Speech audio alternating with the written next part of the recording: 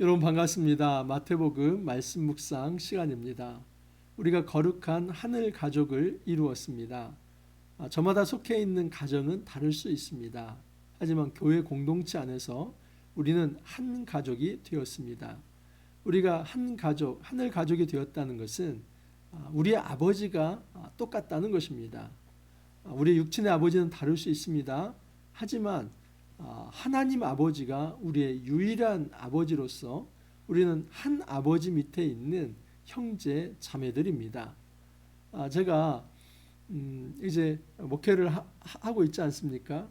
그래서 이제 공예배 때 이 학생들도 그 예배 순서에 참여케 합니다. 그래서 저의 자녀들도 이제 기도 순서를 맡기도 하고 또 봉헌이나 또는 봉독 순서를 맡기도 합니다.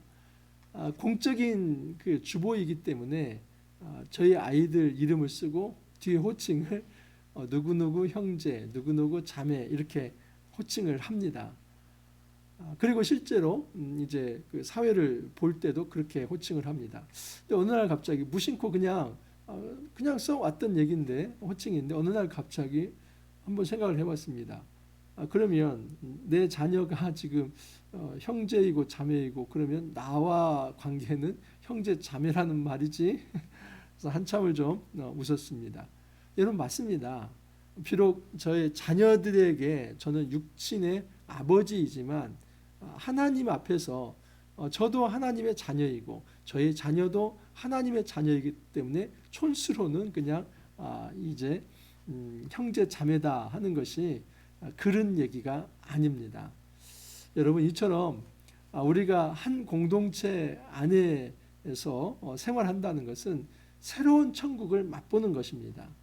더 이상 우리는 남남이 아닙니다. 많은 사람들이 이 공동체 의식을 갖지 못하기 때문에 교회에 와서도 하늘 가족이라는 생각을 하지 못하고 그냥 나는 나, 당신은 당신, 그리고 내가 가지고 있는 재능과 은사로 내가 봉사하고 내가 유익을 얻고 내가 축복을 받고 그렇게 돌아간다라고 생각을 합니다. 아닙니다.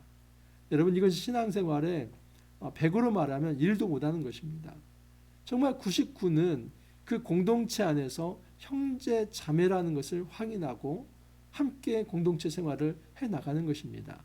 한번 쉽게 생각해 보십시오. 가정 안에서 어떤 슬픈 일이 있고 또 기쁜 일이 있고 같이 또 해결해야 할 어떤 이 과제들이 있다면 그것을 나몰라라 할 수 있겠습니까? 최소한 한 가정이라면 그 일에 같이 마음을 모으며 기도하며 그리고 도움을 줘가면서 때로는 고개를 넘어가고 때로는 정말 같이 기뻐하며 때로는 같이 아파하고 공감하면서 그렇게 살아가는 거 아닙니까? 서로 기다려주고 인내하면서 서로를 축복해주면서 그렇게 더불어 살아가는 것이 가족, 가정 아닙니까? 바로 교회 공동체가 그렇게 되어야만 합니다.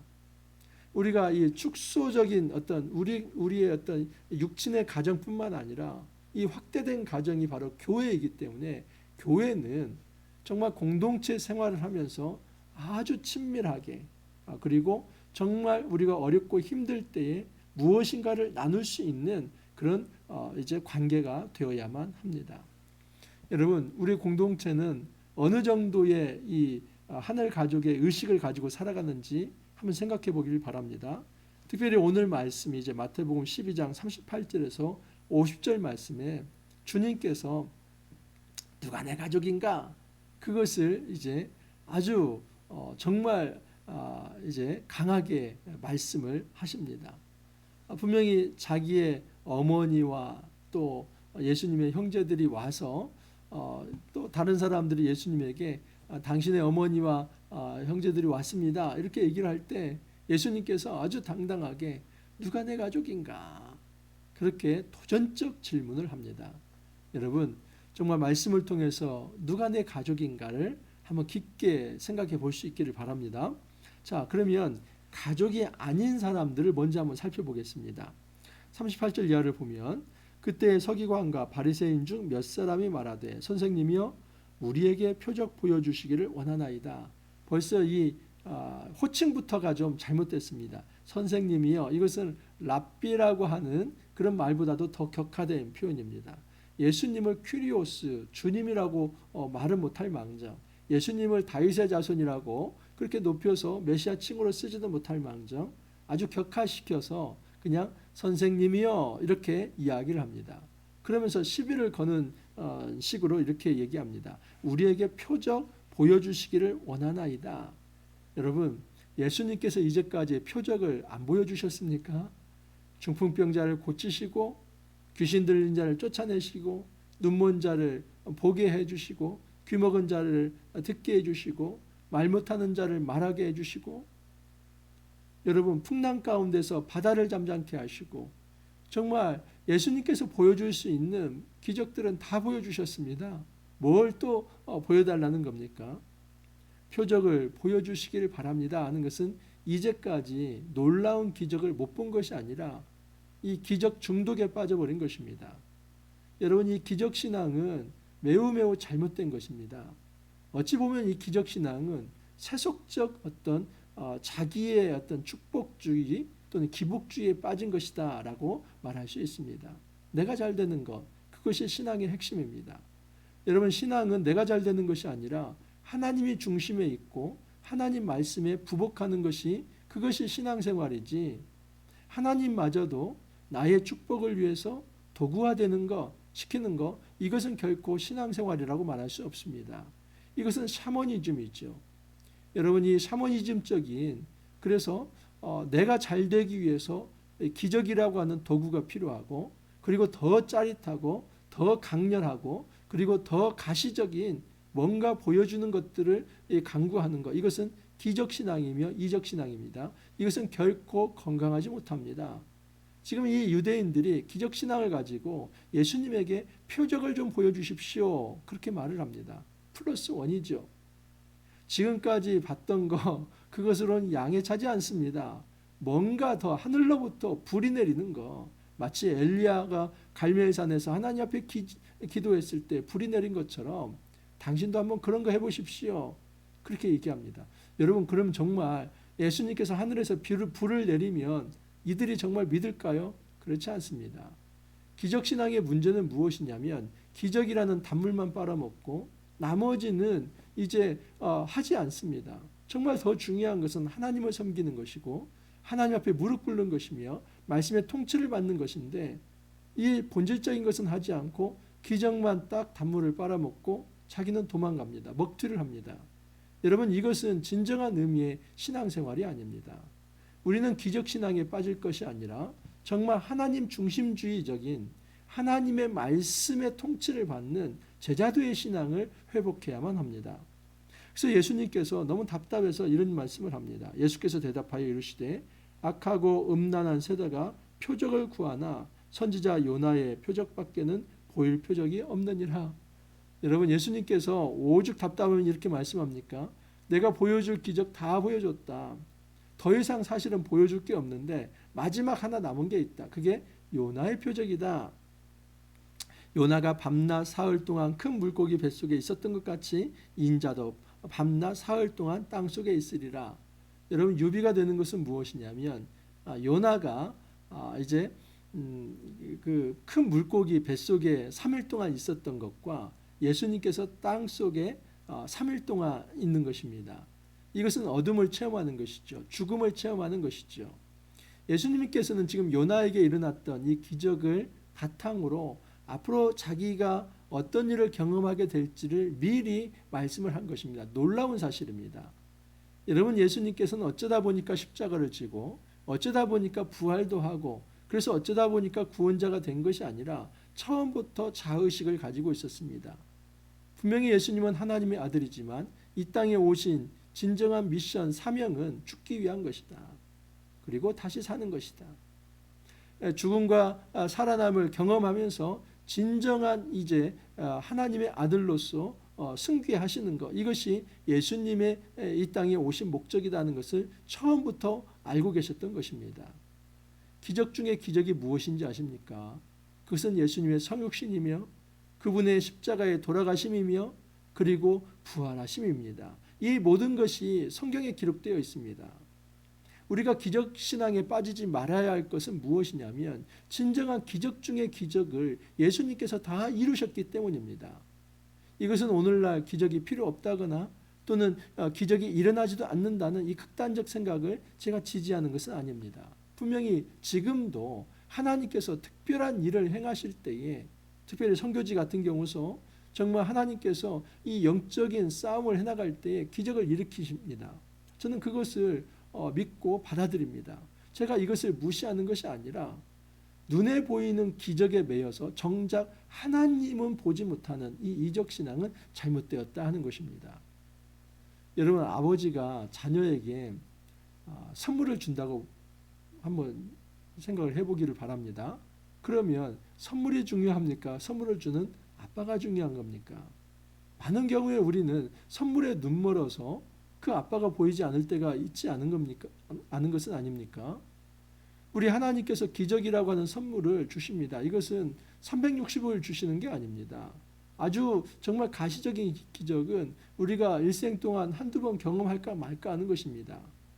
때로는 정말 이런 기적이 우리에게 일어나기도 하지만 정말 대부분은 그냥 자연 법칙 속에서 살아가는 것이죠. 이 물리적 이제 현상과 그 어떤 초월적인 어떤 질서가 아니라 이 자연 질서 속에서 그렇게 우리는 태어나고 죽기까지 살아갑니다. 이것이 우리의 삶입니다.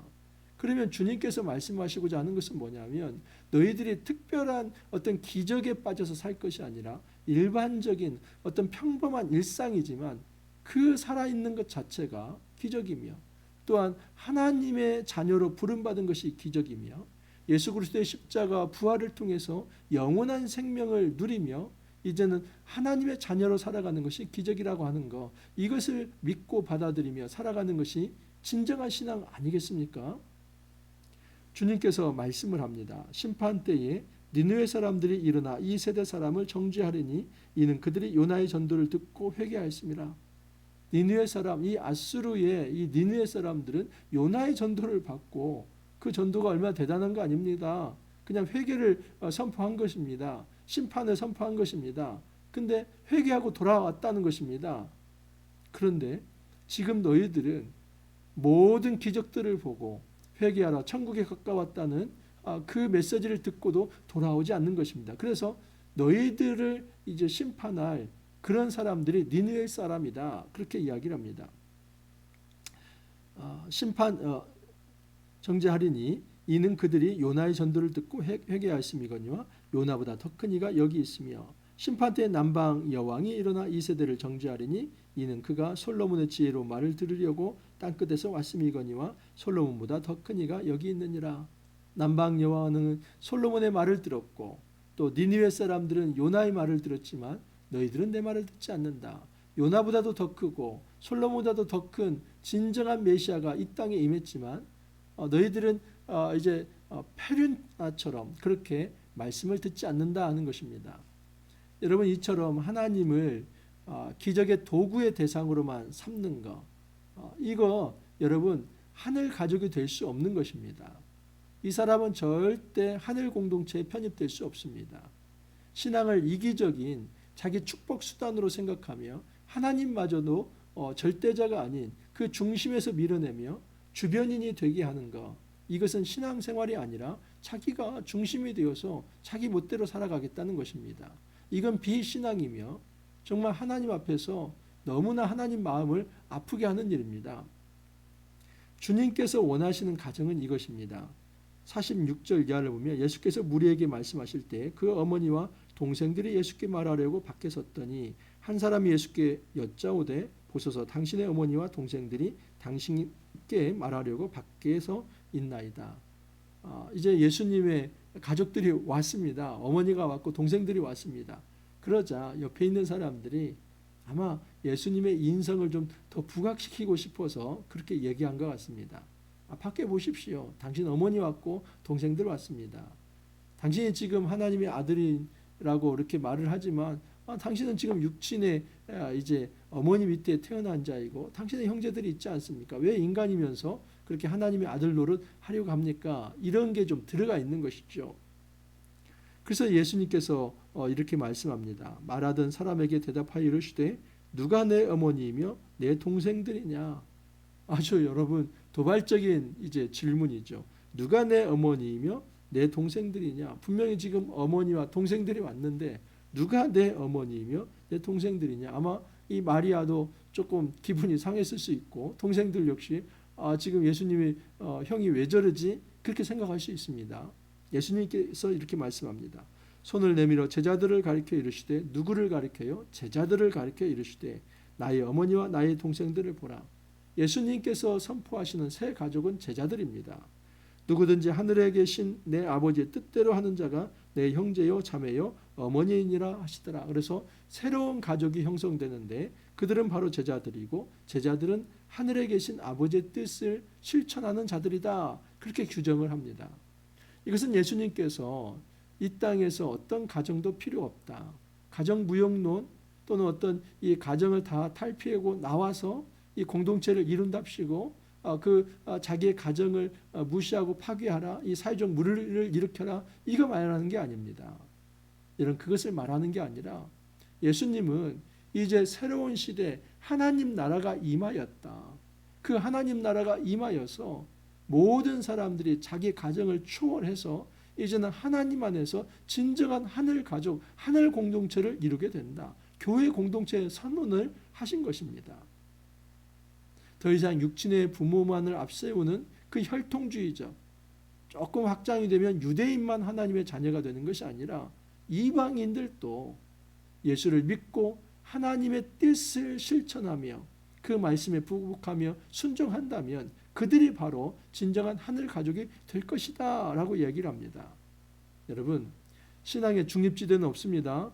43절 이하를 보면 더러운 귀신이 사람에게서 나갔을 때 물이 없는 곳으로 다니며 쉬기를 구하되 쉴 곳을 얻지 못하고 이에 이르되 내가 나온 내 집으로 돌아가리라 하고 와 보니 그 집이 비고 청소되고 수리되었거늘 이에 가서 저보다 더 악한 귀신 7을 데리고 들어가서 거하니 그 사람의 나중 형편이 전보다 더욱 심하게 되느니라. 이 악한 세대가 또한 이렇게 되리라. 여러분 이 악한 세대를 향해서 예수님께서 정말 이 사단에게 아주 사로잡힌 그런 세대라는 것을 말씀을 합니다. 어떤 사람에게서 귀신이 쫓겨났습니다. 그래서 깨끗해졌습니다. 그런데 그 사람에게 진정한 하나님의 왕이 되시지 않았을 때 이전에 나갔던 귀신이 더 강력한 귀신들을 몰고 나와서 이제 그 사람을 꽉 차지하고 있다 하는 사실입니다. 결코 신앙에 이제 중립지대는 없습니다.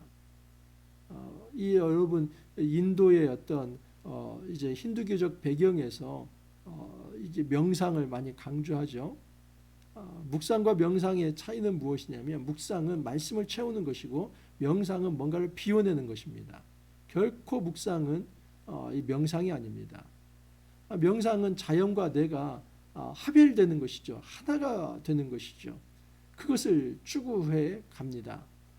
여러분 그렇게 자기 자신의 뭔가를 비워낸다고 할 때 다 비워낼 수 있을까요? 그리고 무주공산처럼 내 마음을 완전하게 이 공의 상태로 만들 수 있을까요? 성경은 그것을 거부합니다. 그런 것은 없습니다. 어떤 인간이든 자기 마음 안에 하나님이 왕이 되시든 아니면 사단이 왕이 되든 둘 중에 하나입니다. 여러분 내가 만약에 왕이 된다는 거 그건 뭘 말하는 거 아닙니까? 그것은 사단이 왕자리 하는 것이고 그 사단의 사주를 받아서 제가 왕 노릇하는 것입니다. 그래서 이 마음은 결코 무주공산이 없습니다. 중립지대도 없습니다.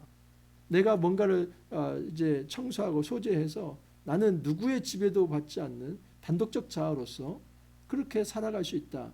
이것은 여러분 인본주의적 어떤 철학일 뿐이고 그리고 희망사항이지 절대 그런 일은 일어나지 않습니다. 이 불교에서도 무를 강조하지 않습니까? 그 선종교에서 그런 일이 일어나지 않습니다. 여러분 그 절대적 진공 상태는 있지 않습니다. 반드시 이 내 마음 안에 정말 하나님이 왕으로 섬기지 않는다면 그 더 이전보다도 악한 귀신이 와서 그 사람을 지배하는 것입니다. 착각할 뿐이죠. 우리는 내가 병면수도를 하고 명상을 잘해서 나는 무해 상태에서 욕심 없이 살아간다. 아니요. 그것 자체가 사단의 지배를 받는 행위들입니다. 우리 주님께서 말씀하십니다. 누가 내 가족인가? 주님께서 말씀하십니다. 하나님의 뜻, 내 아버지의 뜻을 잘 듣고 행하는 자, 그들이 바로 내 형제이고 자매이고 내 어머니다 라고 선포를 합니다. 새로운 하늘 가족, 교회가 만들어졌다는 것을 예수님께서 선포하신 것입니다. 그 하늘 가족에 편입될 수 없는 자들, 기적신앙만을 바라보며 예수님을 어떤 축복의 도구나 이적의 도구로만 생각하는 자들, 하나님을 시험하는 자들, 그들은 결코 하나님 나라가 임했지만 천국 백성이 될 수 없습니다. 여러분, 결코 우리는 신앙의 중립지대라는 거 없습니다.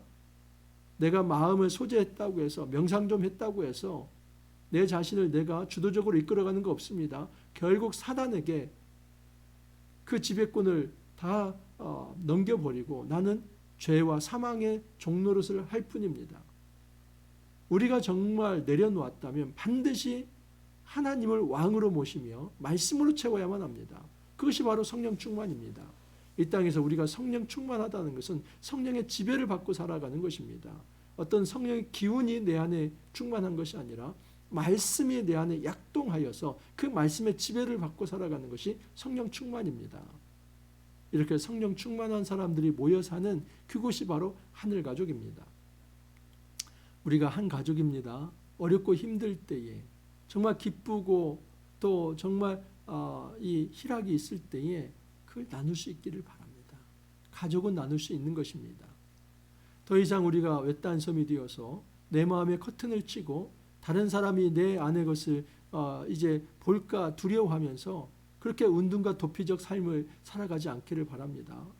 과감하게 이 우리 마음의 커튼을 열고 자신을 오픈하면서 내가 가지고 있는 기도 제목을 나누고 또 다른 사람의 기도 제목을 같이 들으면서 그 문제를 함께 해결해 가며 정말 이 땅에서 하늘 가족으로서 이 하나님의 임재를 우리가 함께 느끼고 체험할 수 있기를 간절히 소망합니다. 결코 우리가 이 땅에서 홀로 된 섬이 되지 않기를 바랍니다.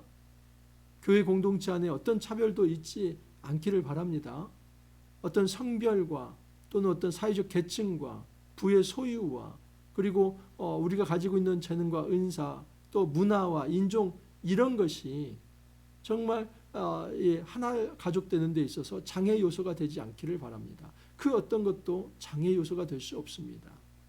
우리가 이 모든 것 다 내려놓고 오직 하나님을 아버지로 모시며 모든 사람들이 평등하게 서로를 배려하고 존중하면서 사랑을 전하면서 귀한 하늘 공동체 한 가족 이룰 수 있기를 간절히 소망합니다. 함께 기도합니다. 주님 감사합니다. 저희들은 하늘 가족입니다. 하지만 이 사실을 많이 잊어버리고 교회 공동체에 속해 있음에도 불구하고 혼자 외로워하며 혼자 힘들어하며 혼자 모든 일들을 극복하려 합니다. 우리가 이런 우를 범하지 않게 하옵소서.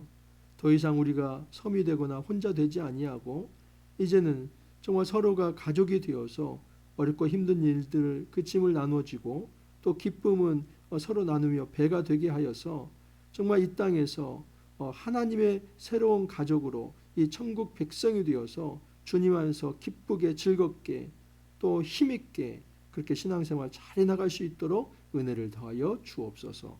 주님 감사하옵고 예수님 이름으로 기도하옵나이다.